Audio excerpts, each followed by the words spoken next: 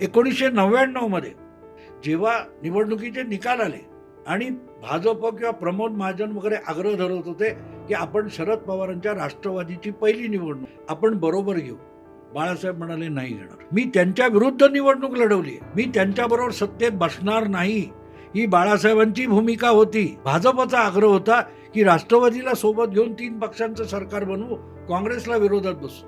बाळासाहेब म्हणाले नाही चालणार आणि यामुळे सरकार बनवायला विलंब झाला.